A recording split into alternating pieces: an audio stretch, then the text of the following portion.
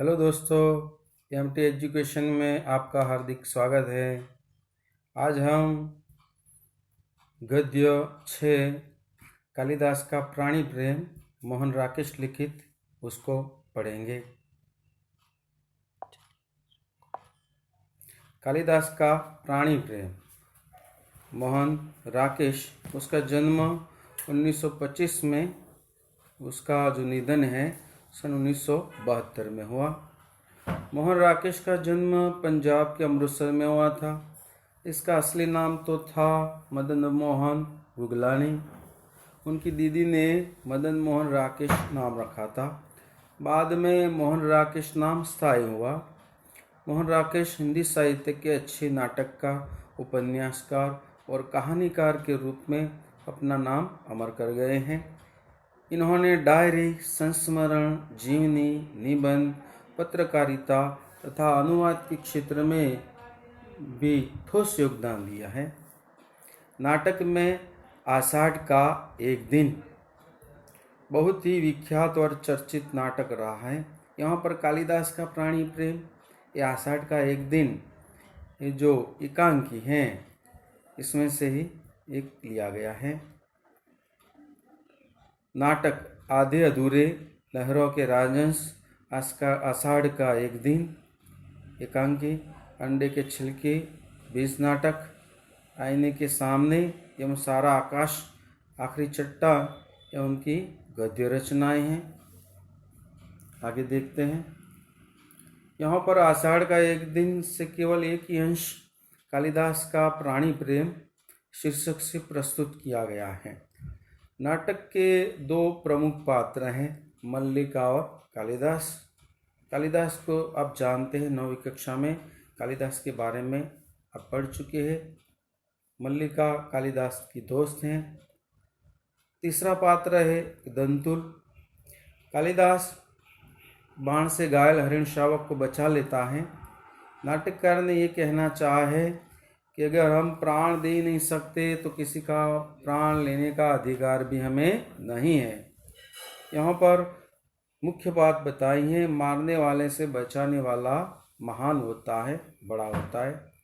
वस्तुतः दंतुल ने शिशु हरिण शावक को घायल कर दिया है, इसलिए इस प्रकार का व्यंग बाण लेखक उस पर ही चलाते हैं। अतः यहाँ पर जीव दया की बात बताकर कालिदास का प्राणी प्रेम प्रकट किया है। पशु पक्षी हमारे मित्र हैं, अतः उनका हनन नहीं होना चाहिए, उसकी रक्षा करनी चाहिए। दंतुल ने शिशु हरिण शावक को, मतलब हरिण का जो बच्चा है, उसको घायल किया है और कालिदास उसको बचाता है। यहाँ पर पर्यावरण की रक्षा के लिए पशु पक्षियों का अनन्य महत्व है। मानव जीवन विकास में प्राणियों का बड़ा योगदान है। प्राणी मानव के साथी हैं, इसलिए हमें उनका रक्षण करना चाहिए। कालिदास का प्राणी प्रेम, उसमें मोहन राकेश। अब हम देखते हैं, इस पाठ को आगे चलाते हैं। कालिदास हरिण शावक को अपने बाहों में लिए पुचकारते हुए आते हैं। हरिण शावक, शावक यानी हरिण का जो छोटा सा बच्चा है, उसके शरीर से लहू टपक रहा है, क्योंकि दंतुल ने ही उस हरिण शावक पर बाण चलाया था, उसको घायल किया है। हरिण शावक कालिदास के पास आता है। कालिदास ने उसको उठाया, अपनी बाहों में लिया, उसके शरीर से लहू टपक रहा है। और फिर आगे देखते हैं। कालिदास हरिण शावक से, हम जिएंगे हरिण शावक, जिएंगे न। एक बाण से आहत होकर हम प्राण नहीं देंगे। हमारा शरीर कोमल है तो क्या हुआ, हम पीड़ा सह सकते हैं। एक बाण प्राण ले सकता है तो उंगलियों का कोमल स्पर्श प्राण दे भी सकता है। ध्यान रखो, यहाँ पर एक बाण प्राण ले सकता है तो उंगलियों का कोमल स्पर्श प्राण दे भी सकता है। हमें नए प्राण मिलेंगे। हम कोमल आस्तरण पर विश्राम करेंगे। हमारे अंगों पर घृत का लेप होगा। घृत मतलब घी। कल हम फिर वनस्थली में घूमेंगे। वनस्थली यानी वन में जो पशुओं को घूमने की जगह है, वो कोमल दुर्वा खाएंगे। दुर्वा मतलब घास। खाएंगे न। यानी यहाँ पर कालिदास जो हरिण शावक है उससे बातचीत करता है, उसको सहलाने की कोशिश करता है, उसके शरीर पर अपनी उंगलियों का स्पर्श करके उसको नया जीवन देने की कोशिश कर रहा है। इतने में मल्लिका वहाँ पर आती हैं। मल्लिका इस हरिण शावक को देखती हैं तो एकदम सहज हो जाती हैं। मल्लिका, ये आहत हरिण शावक, आहत मतलब घायल, क्यों ऐसा कौन व्यक्ति है जिसने इसे आहत किया? क्या दक्षिण की तरह यहाँ भी, दक्षिण में तो ऐसे कई लोग हैं जो ऐसे पशुओं की हत्या करते हैं, पशुओं को मारते हैं। क्या हमारे विस्तार में भी ऐसे लोग हैं जो पशुओं को मारते हैं? कालिदास, आज गांव प्रदेश में कई नई आकृतियां देख रहा हूँ। राज्य के कुछ कर्मचारी आए हैं, हरिण शावक जो है उसको अपनी छाती से छटाकर, वक्ष वक्ष मतलब छाती से सटाकर उसको थपथपाता है। कालिदास और हरिण शावक को कहता है, हम सोएंगे? हाँ, हम थोड़ी देर में सो लेंगे तो हमारी पीड़ा दूर हो जाएगी, परंतु उससे पहले हमें थोड़ा दूध पी लेना है। मल्लिका, थोड़ा दूध हो तो किसी भाजन में ले आओ। भाजन मतलब पात्र। कालिदास मल्लिका को कहता है कि थोड़ा दूध लेके आओ तो हमें जो हरिण शावक है उसको पिलाएंगे तो उसको थोड़ी शांति मिलेगी। आगे मल्लिका, माँ ने दूध औटा कर रखा है, देखती हूँ। औटा कर यानी जो दूध होता है उसको आग में रख कर उसको गाढ़ा किया जाता है, मतलब गर्म करते हैं तो उसको औटा कर रखा है ऐसा कहा जाता है। माँ ने दूध औटा कर रखा है, देखती हूँ। मल्लिका चूल्हे के निकट में जो बर्तन रखे थे वहाँ पर जाके देखती हैं। अभी अभी 2-3 राज कर्मचारियों को हमने घोड़े पर जाते देखा है। माँ कहती हैं कि जब भी ये लोग आते हैं कोई न कोई अनिष्ट होता है। वर्षा के रोमांच के बाद मुझे यह सब बहुत विचित्र लगा। मल्लिका दूध का बर्तन उठाकर जो दूध खुले बर्तन में उसको डालने की कोशिश कर रही हैं। माँ आज बहुत रुष्ट है। कालिदास जो हरिण शावक उसके पास है उसको अपनी बाहों में झुलाने लगता है। कालिदास हरिण शावक से, हम पहले से सुखी हैं, हमारी पीड़ा धीरे धीरे दूर हो रही है, हम स्वस्थ हो रहे हैं। न जाने इसके रुई जैसे कोमल शरीर पर उसे बाण छोड़ते बना कैसे। और कुलांच बढ़ता मेरी गोद में आ गया, कुलांच छलांग। मैंने कहा तुझे वहाँ ले चलता हूँ जहाँ तुझे अपनी माँ की सी आँखें और उसका सा ही स्नेह मिलेगा। मल्लिका की ओर कालिदास देखता है। मल्लिका हरिण का जो बच्चा है उसके लिए दूध लेकर आती हैं। मल्लिका, सच माँ आज बहुत रुष्ट है। माँ को अनुमान हो गया कि वर्षा में मैं तुम्हारे साथ थी, नहीं तो इस तरह बिक कर ना आती। माँ को अपवाद की बहुत चिंता रहती। अपवाद मतलब निंदा, क्योंकि मल्लिका कालिदास के साथ वर्षा में गई थी बारिश में और भीग कर आई थी, इसलिए उसकी माँ को अच्छा नहीं लगता था कि लोग क्या कहेंगे, लड़की बड़ी हो गई है और ऐसे पुरुष के साथ घूम फिर रही है, इसकी वजह से उसको चिंता होती है। कालिदास, दूध मुझे दे दो और इसे बाहों में ले लो। कालिदास दूध का जो भाजन है, भाजन मतलब पात्र है, उसको मल्लिका के हाथ से ले लेता है। मल्लिका हरिण शावक को बाहों में लेकर उसका मुंह दूध के लेकर ले जाती हैं। कालिदास भाजन को उसके और निकट कर देता है। हम दूध नहीं पिएंगे? नहीं, हम ऐसा हट नहीं करेंगे, हम दूध अवश्य पिएंगे। मतलब कालिदास और मल्लिका दोनों मिलकर जो हरिण शावक है उसको दूध पिलाने की कोशिश करते हैं, उसको बचाने की कोशिश करते हैं। इतने में क्या होता है, राजपुरुष दंतुल ड्यूटी से आकर द्वार के पास रुक जाता है। ड्यूटी मतलब दहलीज, घर का जो दरवाजा है उसके आगे क्षण भर उन्हें देखता रहता है। कालिदास हरिण को मुंह से दूध पिला देता है। ऐसे ऐसे दंतुल बढ़कर उनके निकट आता है। दंतुल दंतुल वही इंसान है जिसने ये जो हरिण शावक है उसको बाण मारा है और हरिण शावक उसके बाण से ही घायल हुआ है। दंतुल उस हरिण शावक को लेने के लिए यहाँ पर हरिण शावक का जो खून था, लहू की जो बूंदी थी वो गिर रही थी, उसको देख देख कर यहाँ तक आया है। तो दंतुल क्या कहता है देखते हैं। दंतुल, दूध पिलाकर इसके कोमल मांस को और कोमल कर लेना चाहते हो? कालिदास और मल्लिका चौंक जाते हैं।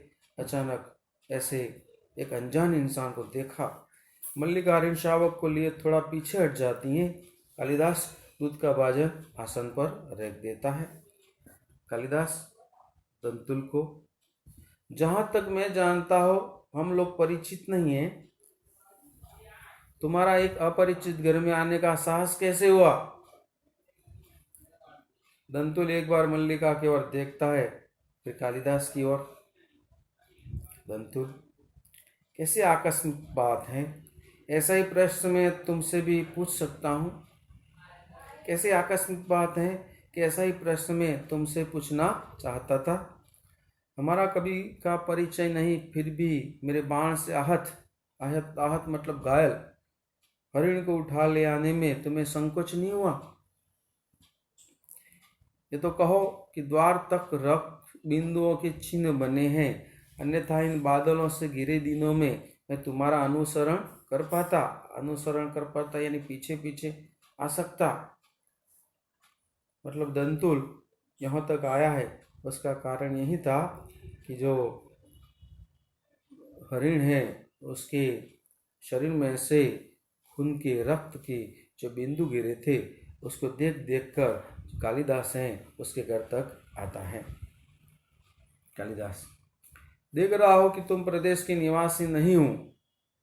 दंतुल हंसता है, व्यंग्यात्मक हंसी, मतलब व्यंग तरीके से अट्टहास्य करता है, जैसे उसको कुछ पता नहीं हो, कुछ होने वाला नहीं हो, इसका उसको कोई असर न हो, इस तरह। दंतुल, मैं तुम्हारी दृष्टि की प्रशंसा करता हूँ। मेरी वेशभूषा ही इस बात का परिचय देती है कि मैं यहाँ का निवासी नहीं हूँ। कालिदास, मैं तुम्हारी वेशभूषा को देखकर नहीं कह रहा। दंतुल, तो क्या मेरे ललाट की रेखाओं को देखकर जान पड़ता है कि चोरी के अतिरिक्त सामुद्रिक का भी अभ्यास करते हो? सामुद्रिक मतलब ज्योतिष विद्या, सामुद्रिक विद्या यानी ज्योतिष विद्या। यानी दंतुल कालिदास को कहता है कि तुम ज्योतिष विद्या भी जानते हो, ऐसा लगता है। मल्लिका को दुख होता है। मल्लिका चोट खाई सी कुछ आगे आती हैं। मल्लिका, तुम्हें ऐसा लांछन लगाते लज्जा नहीं आती? दंतुल, क्षमा चाहता हूँ देवी, परंतु हरिण शावक जिसे बाहों में लिए है मेरे बाण से आहत हुआ है, इसलिए मेरी संपत्ति है, मेरी संपत्ति मुझे लौटा तो दोगी? मतलब यहाँ पर दंतुल दावा करता है कि जो हरिण शावक है, तुम्हारी बाहों में जो हरिण शावक है वो मेरे बाण से आहत हुआ है, मतलब उसके शरीर में मेरा बाण लगा था और उससे वो घायल हुआ है, इसलिए ये मेरी संपत्ति है, मेरी संपत्ति मुझे लौटा दो, मैं इसे लेने के लिए आया हूँ। देखो यहाँ पर दंतुल मारने वाला है। दंतुल ने ये जो हरिण शावक है उसे मारा है। दूसरी बार आप लोग देखते हैं कालिदास उसको बचाने वाला है। आगे आपने देखा मारने वाले से बचाने वाला बड़ा होता है। कालिदास, इस प्रदेश में हरिणों का आखेट नहीं होता राजपुरुष। आखेट मतलब शिकार, राजपुरुष राजा का पुरुष, तत्पुरुष समास है। राजपुरुष दंतुल एक राजपुरुष है। तुम बाहर से आए हो इसलिए इतना ही पर्याप्त है कि हम इसके लिए तुम्हें अपराधी न माने, अपराधी गुनहगार। कालिदास दंतुल को चेतावनी देता है कि हमारे प्रदेश में हरिणों का शिकार नहीं किया जा सकता, लेकिन तुम बाहर से आए हो इसलिए मैं तुम्हें अपराधी नहीं मान रहा, गुनहगार नहीं मान रहा हूँ। दंतुल, तो राजपुरुष के अपराध का निर्णय गांववासी करेंगे, क्योंकि यहाँ पर दंतुल राजपुरुष है। राजपुरुष अपनी पहुंच जमाना चाहते हैं। ग्रामीण युवक अपराध और न्याय का शब्दार्थ भी जानते हो, क्योंकि ये राजपुरुष है, राजकुमार है। राजकुमार के अधिकार दूर दूर तक जाते हैं। न्याय और अपराध उसके बारे में राजपुरुष ज़्यादा जानते, ऐसा उसका कहना है। कालिदास को ये जो दंतुल हैं उस पर अपनी धौंस जमाना चाहता है। कालिदास, शब्द और अर्थ राजपुरुषों की संपत्ति हैं, जानकर आश्चर्य हुआ।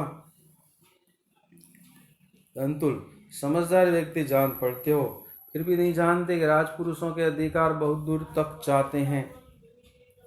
मुझे देर हो रही है, हरिण शावक मुझे दे दो। दंतुल अपना हक जमाने की कोशिश करता है कि मैं राजपुरुष हूँ और राजपुरुषों के अधिकार बहुत दूर दूर तक आते हैं, इसलिए हरिण शावक ये मेरी संपत्ति है, ये मुझे दे दो, तुम्हें देना पड़ेगा। कालिदास, ये हरिण शावक इस पावर्त्य भूमि की संपत्ति है। पावर्त्य भूमि यानी पर्वतीय भूमि जो है इसकी संपत्ति है राजपुरुष, और इसी पर्वतीय भूमि के निवासी हम, इसके सजातीय हैं। मतलब पर्वतीय भूमि के हम निवासी हैं, हम उसके सजातीय हैं। सजातीय साथ साथ रहने वाले। तुम ये सोचकर भूल रहे हो कि हम तुम्हें इसे तुम्हारे हाथ में सौंप देंगे। नहीं, हम ऐसा करने वाले नहीं है। कालिदास कुछ राजपुरुष को समझाता है, दंतुल को समझाता है कि ये जो हरिण का बच्चा है वो हमारे यहाँ की अमानत है, हम अपनी जान देकर भी उसको बचाएंगे। हम उसके साथ साथ पले हैं, बड़े हुए हैं, हम इसको ऐसे ही मरने नहीं देंगे। मल्लिका, इसे अंदर ले जाओ और तल्प या कि आस्तरण पर रख दो। तल्प यानी शैया या कोई ऐसा बिछौना है उस पर रख दो। अंबिका ससा अंदर से आती है। अंबिका, ये मल्लिका उसकी माता है। अंबिका, इस घर के तल्प और आस्तरण हरिण शावकों के लिए नहीं है, क्योंकि मल्लिका की माता रुष्ट है। मल्लिका कालिदास के साथ बारिश में भीगती हुई आई थी, इसलिए उसकी माता उससे रुष्ट है, इसलिए ऐसा बोल रही हैं। मल्लिका, तुम देख रही हो माँ? हाँ देख रही हूँ, इसलिए तो कह रही हूँ। तल्प और आस्तरण मनुष्यों के सोने के लिए हैं, पशुओं के लिए नहीं। इसे मुझे दे दो। मल्लिका दूध का भाजन नीचे रख देता है और बढ़कर हरिण शावक को अपनी बाहों में ले लेता है। कौन? कालिदास। कालिदास जो दूध का पात्र था, जो हरिण शावक है उसको दूध पिला रहा था, उसको नीचे रख दिया और आगे बढ़कर हरिण का जो बच्चा था उसको अपनी बाहों में ले लेता है। इसके लिए मेरी बाहों का आस्तरण ही पर्याप्त होगा, मैं इसे घर ले जाऊंगा। और द्वार की ओर चलने लगता है। मतलब कालिदास ये जो हरिण शावक है उसको अपनी बाहों में ले लेता है और कहता है कि मेरी बाहें उसके आस्तरण के लिए ही पर्याप्त है, ये मेरी बाहें उसका बिछौना है, ये मेरी बाहें ही उसका गद्दा है। मतलब कालिदास पशुओं से कितना प्रेम करता है, हरिण शावक से कितना प्रेम करता है, कितना लगाव है, ये देखने को यहाँ पर मिल रहा है। दंतुल, और राजपुरुष दंतुल तुम्हें ले जाते देखता रहेगा। देखो यहाँ पर एक इंसान कालिदास इस हरिण शावक को बचाने की कोशिश कर रहा है, दूसरा इंसान दंतुल इसे ले जाने की कोशिश कर रहा है। एक मारने वाला है और एक बचाने वाला है। दंतुल, और राजपुरुष दंतुल तुम्हें ले जाते देखता रहेगा। कालिदास, ये राजपुरुष की रुचि पर निर्भर करता है, बिना उसकी ओर देखे ड्यूटी में चला जाता है। दंतुल, राजपुरुष की रुचि अरुचि क्या होती है, संभवतः इसका परिचय तुम्हें देना आवश्यक होगा। कालिदास बाहर चला जाता है, केवल उसका शब्द ही सुनाई देता है। संभवत दंतुल तलवार की मुठ पर हाथ रखे उसके पीछे जाना चाहता है। मल्लिका शीघ्रता से द्वार के सामने खड़ी हो जाती है और दंतुल को वहाँ से जाने नहीं देती। दंतुल कालिदास पर हमला करना चाहता है, क्योंकि ये जो हरिण का शावक है उसको दंतुल ने मारा है, उसके शरीर पर उसका बाण लगा हुआ था। यानी दंतुल उस पर अपना अधिकार समझता है, इसलिए उसको लेने के लिए आया है। लेकिन कालिदास उसको अपने घर ले जाने की कोशिश करता है, उसको देना नहीं चाहता। मल्लिका, ठहरो राजपुरुष, हरिण शावक के लिए हट मत करो। तुम्हारे लिए प्रश्न अधिकार का है, उनके लिए संवेदना का। यहाँ पर ध्यान रखे, ये जो वाक्य है उसमें तुम्हारे लिए प्रश्न अधिकार का है, उनके लिए संवेदना का। देखो कालिदास में संवेदना है। संवेदना मतलब लगाव, पशु पक्षियों के प्रति जो लगाव होता है वो दंतुल अपना अधिकार जताना चाहता है, जबकि कालिदास उसके दिल में, उसके हृदय में हरिण शावक के प्रति संवेदना है, और संवेदना की वजह से ही कालिदास उसको बचाना चाहता है। कालिदास निशस्त्र यानी जिसके हाथ में शस्त्र नहीं होते, ऐसा इंसान। कालिदास निशस्त्र होते भी तुम्हारे शस्त्र की चिंता नहीं करेंगे। कालिदास अपनी जान देकर भी ये जो हरिण शावक है उसको बचाएंगे, उसको ले जाने नहीं देंगे। दंतुल, कालिदास, तुम्हारा अर्थ है कि मैं जिसे हरिण शावक के लिए तर्क कर रहा था वे कवि कालिदास है? दंतुल को ये मालूम नहीं था ये कालिदास कौन है। ये तो ये समझता है कि कोई इंसान है, लेकिन दंतुल को पता चलता है कि हकीकत में ये तो उज्जैनी महानगरी, उसका महाकवि कौन? कालिदास है। मल्लिका, हाँ, परंतु तुम ये कैसे जानते हो कि कालिदास कवि है? दंतुल, कैसे जानता हूँ? उज्जैनी की राजसभा का प्रत्येक व्यक्ति ऋतुसंहार के लेखक कवि कालिदास को जानता है। कवि कालिदास जिसके बारे में आप लोगों ने 9वीं कक्षा में पढ़ा था। 9वीं कक्षा में एक राजकुमारी, उसके साथ पंडितों ने शादी करवाई थी, और फिर उस राजकुमारी को पता चलता है कालिदास तो मूर्ख है, तब उसने ताना मारा और अपने महल से निकाल दिया। कालिदास जाके काली माता की उपासना करते हैं, और काली माता की उपासना करने के बाद काली माता उसे वरदान देती है। काली का दास होने के कारण उसका नाम कालिदास पड़ा। यही कालिदास जिस डाली पर बैठा था उसी डाली को काट रहा था। पेड़ की जिस डाली पर ये इंसान बैठा था उसी डाली को काट रहा था। मतलब एक मूर्ख व्यक्ति बहुत बड़ा कवि बन गया। ऋतुसंहार कालिदास का एक ग्रंथ है। संस्कृत साहित्य में अलग अलग ऋतुओं का इसमें वर्णन किया हुआ है। शिशिर ऋतु से लेकर वसंत ऋतु तक का इसमें वर्णन देखने को मिलता है। मल्लिका, उज्जैन की राजसभा का प्रत्येक व्यक्ति उन्हें जानता है। दंतुल, सम्राट ने स्वयं ऋतुसंहार पढ़ा और उसकी प्रशंसा की है, इसलिए आज उज्जैन का राज्य ऋतुसंहार के लेखक का सम्मान करना और उन्हें राजकवि का सम्मान देना चाहता है। कालिदास सामान्य इंसान नहीं है, बहुत बड़ा इंसान है, लेकिन दंतुल को ये मालूम नहीं था। दंतुल को जब पता चला तब उसको अफसोस होता है। आचार्य वरुरुचि इसी उद्देश्य से उज्जैन से यहाँ आए हैं। मल्लिका सुनकर स्तंभित हो जाती हैं कि मल्लिका को भी मालूम नहीं था कि कालिदास को ऋतुसंहार के लिए इतना बड़ा सम्मान मिलने वाला है। मल्लिका, उज्जैनी का राज्य उन्हें सम्मान देना चाहता है, राजकवि का आसन। दंतुल, मुझे खेद है, मैंने उनके साथ अशिष्टता का व्यवहार किया। अशिष्टता यानी अविनय, अविवेक। मुझे खेद है कि मैंने उनके साथ अशिष्टता का व्यवहार किया। मुझे जाकर उनसे क्षमा मांगनी चाहिए। यहाँ पर आपने देखा कालिदास का प्राणी प्रेम, अपना ये जो आषाढ़ का एक दिन, ये नाटक का जो अंश है मोहन राकेश लिखित, उसमें आप लोगों ने देखा कालिदास एक घायल हरिण शावक को बचाने के लिए, अपनी जान देने के लिए भी तैयार हो जाते हैं।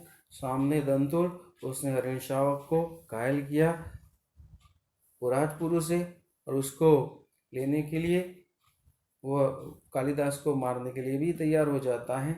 यहाँ पर नाटककार मोहन राकेश ने यह बात भी बताई है कि मारने वाले से बचाने वाला बड़ा होता है। यहाँ पर दंतुल मारने वाला है और कालिदास बचाने वाला है। तो हमें भी जीवन में ध्यान रखना है कि मारने वाले से बचाने वाला हमेशा बड़ा होता है।